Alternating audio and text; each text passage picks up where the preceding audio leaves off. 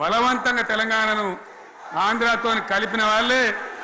ఏందా బాబు, ఏందా పనిలేదా? రెడ్డి ఎవరెవరు పోండి, మీకేం పనిలేదా? ఈ 10 మంది కాదు కదా, సభ అంతా ఉంది కదా, ఉండండి, కామ్ ఉండండి, డిస్టర్బ్ చేయండి మీరు. అట్లా బలవంతంగా ఆనాడు ఆంధ్రలో విలీనం చేసింది కాంగ్రెస్ పార్టీ, జవహర్లాల్ నెహ్రూ. 69లో ఉద్యమం వస్తే 400 మంది తెలంగాణ బిడ్డలను పిట్టల్లాగా కాల్చి చంపింది ఇందిరాగాంధీ ప్రభుత్వం, ఆనాడు ఉన్నటువంటి కాంగ్రెస్ పరిపాలన. మళ్ళీ 2001 నుంచి మనం విజృంభిస్తే నంగనాచిలాగా ఇదే కాంగ్రెస్ వచ్చి మన బలాన్ని, మన ఊపును చూసి పొత్తు పెట్టుకొని తెలంగాణ ఇస్తామని నమ్మబలికి మనతో పొత్తు పెట్టుకున్నది కూడా మీరు చూసినారు. మళ్ళా ఎగ్గొట్టే ప్రయత్నం చేసినారు, 14 ఏళ్ళు ఏడిపించినారు. అది మీ అందరికి తెలుసు. వాళ్ళు ఎట్టెట్లా చేస్తూ ఉంటే వాళ్ళ మోసాన్ని కప్పేయడానికి నేను ఇదే జయశంకర్ సార్ కలిసి 36 పార్టీలతోని సమ్మతి లేఖలు తెచ్చినాం. దేశ రాజకీయ వ్యవస్థను మొత్తం ఒప్పించినాం, కాంగ్రెస్ మెడలు వంచినాం. అప్పటికి కూడా ముందుకు రాకపోతే కేంద్ర మంత్రి పదవుల్లో ఉన్నటువంటి మేమందరం, ఇక్కడ రాష్ట్రంలో మంత్రులుగా ఉన్నటువంటి మిత్రులు అందరం కూడా రాజీనామాలు వాళ్ళ ముఖాన కొట్టి బయటకు వచ్చి మళ్ళా ఉద్యమ జెండాలు పట్టుకున్నాం. ఆ తర్వాత కూడా కదిలిసి రాకపోతే నేను ప్రాణాలకు తెగించి చివరికి ఆమరణ దీక్షకు పునుకున్న సంగతి కూడా మీకు తెలుసు. ఆ సందర్భంలో భయపడ్డ కాంగ్రెస్ పార్లమెంట్లో ప్రతిపక్షాలన్నీ కాంగ్రెస్ గొంతు పట్టుకుంటే అప్పుడు దిగివచ్చి తెలంగాణ కోసం ప్రకటన చేసిన విషయం మీకు తెలుసు. మళ్ళీ ప్రకటన వెనక్కి తీసుకొని మళ్ళా వెనుకకు పోయినారు. ఆ తర్వాత సకల జనుల సమ్మె కావచ్చు, సాగర హారాలు కావచ్చు, వంట వార్పులు కావచ్చు, అనేక రూపాలలో విజృంభించి మళ్ళీ భయంకరమైన పోరాటం చేసినాం. మళ్ళీ 3 ఏళ్ల తర్వాత వాళ్లకు రాజకీయ అవసరం ఏర్పడి ఆనాడు వచ్చి మళ్ళీ తెలంగాణ ఇస్తామని ప్రకటించి, వాళ్ళకి ఇష్టం లేకపోయినా తెలంగాణ సృష్టించినటువంటి ఆ సుడిగాడుపులుగా తట్టుకోలేమని భయపడి తెలంగాణ ఇచ్చిన విషయం కూడా మీకు తెలుసు. తదనంతరం ప్రజలు మనకు అధికారం ఇచ్చినారు. దాన్ని మనం ఏదో అధికారం అనుభవించడానికి తీసుకోలే, బాధ్యతగా తీసుకున్నాం. ఎంత బ్రహ్మాండంగా పనిచేసినాం. రాష్ట్రాన్ని మన చేతిలో పెడితే ఎక్కడున్న తెలంగాణను ఎక్కడ తీసుకొని పోయినాం.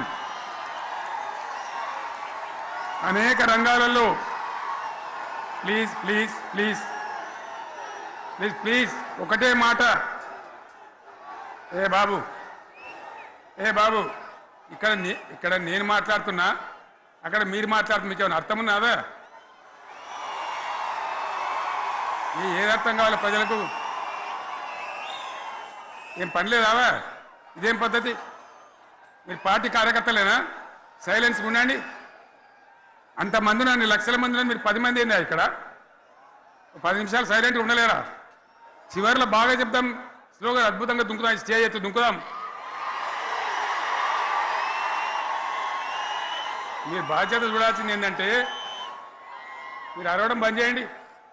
ఇంతమంది ఉన్నారు, ఏం సీఎం పని లేదా నీకు?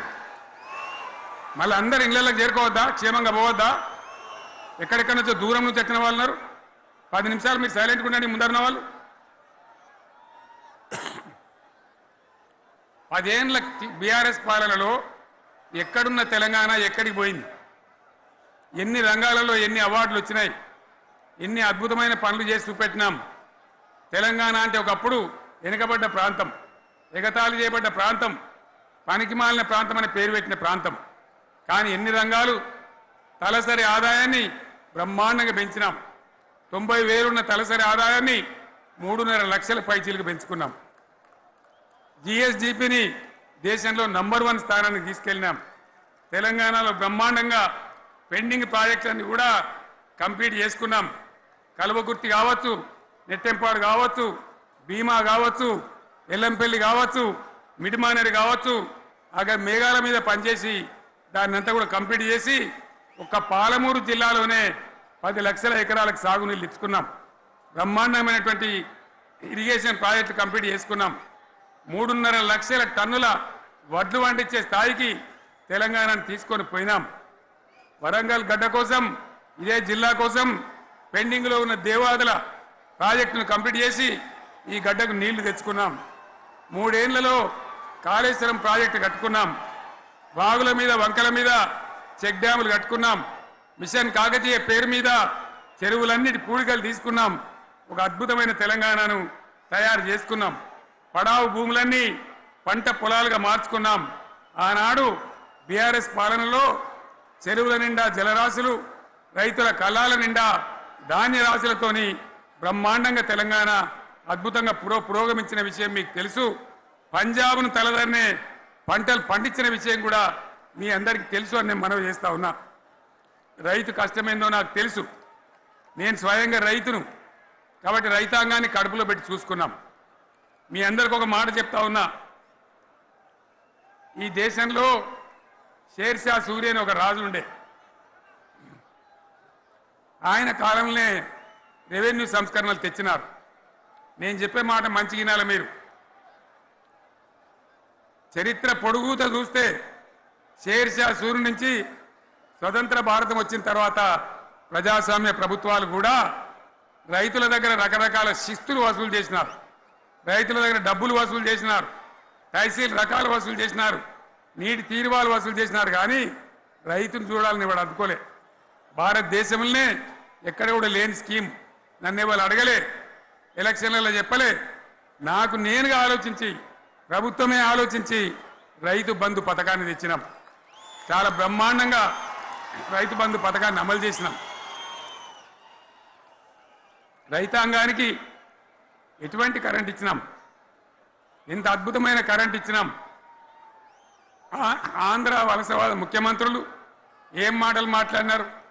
తెలంగాణ వస్తే కారు చీకట్లు అవుతాయి, మీకు కరెంటే రాదు, మీకు పంటలు పండియే రాదని చెప్తే వాళ్ళ నోర్లు మూయించేలాగా ఉత్తమమైనటువంటి ట్రాన్స్ఫార్మర్ కావాలన్నటువంటి మోటార్లు కావాలన్నటువంటి నాణ్యమైన కరెంటును 24 గంటలు సప్లై చేసినాం. రైతు ఇంట్లో కూర్చుంటే పొలాల కాడ బోర్లు దుంకినాయి. మీరందరూ కళ్ళారా చూసినారు. నాకంటే ఆ విషయం మీకే ఎక్కువ తెలుసు. అదేవిధంగా రైతులు చనిపోతే 2 ఎకరాలు 3 ఎకరాలు ఉన్న రైతులు ఏముంటుంది, వాళ్ళకి ఆదాయం ఉండదు. వాళ్ళు సస్తే బీఆర్ఎస్ రాకముందు పట్టించుకున్న నాతుడు లేడు. అదే బీఆర్ఎస్ వచ్చిన తర్వాత రైతు బీమా ఇచ్చి వాళ్ళు చనిపోయినాక 8 రోజుల్లోనే వాళ్లకు రైతు బీమా అందే విధంగా ఆనాడు చర్యలు తీసుకున్నాం.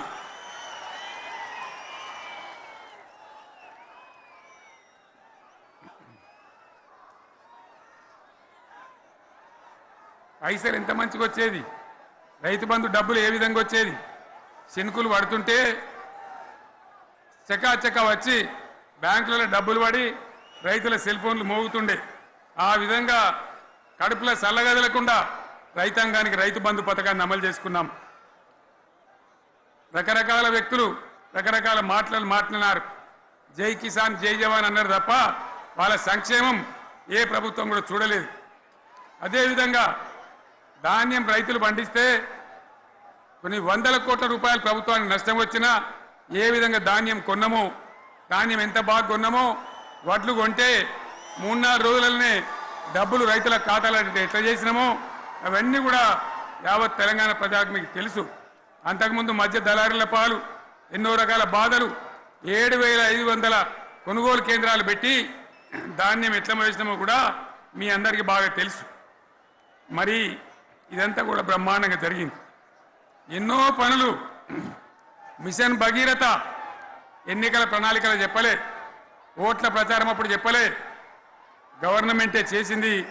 ఇంతింత నల్లబెట్టి ప్రజలకు అందియడం జరిగింది. రైతు బంధు కానీ, రైతు బీమా కానీ, కళ్యాణ లక్ష్మి కానీ, కేసీఆర్ కిట్ కానీ, కంటి వెలుగు లాంటి ప్రోగ్రాం కానీ ఎవరు అడిగిన నన్ను ఎవరు అడగలే.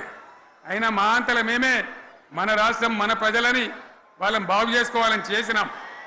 చెరువులలో చేపలు పెంచాలని ఎవరు అడిగిరు నన్ను, ఎవరు డిమాండ్ చేసినారు, వాళ్ళకు వృత్తి పని దొరకాలని, మత్స్యకారులను ప్రోత్సహించాలని చెరువులలో చేపలు పెంచినాం. లక్షలాది గొర్రెలను పంపిణీ చేయమని ఎవరు ధర్నా చేయలే, ఎవరు అడగలే. కానీ ప్రభుత్వమే తనంతట తానే బ్రహ్మాండంగా వాళ్ళకు చేయడం జరిగింది. ప్రజల అవసరాలు ఎప్పటికప్పుడు తీర్చినాం. అంతవరకే ఆగలే. పారిశ్రామిక రంగం మీద దృష్టి పెట్టినాం, పెట్టుబడులు ఆకర్షించినాం. సుమారు 20 నుంచి 25 లక్షల మంది పిల్లలకు ఉద్యోగాలు ఇప్పించే ప్రయత్నం చేసినాం. 40 కోట్లు మాత్రం ఉన్న ఐటీ ఎగుమతులు 2.5 లక్షల కోట్లకు పెంచగలిగినాం. ఐటీ రంగంలో 7 లక్షల మందికి ఉద్యోగాలు కొత్తగా వచ్చినాయి.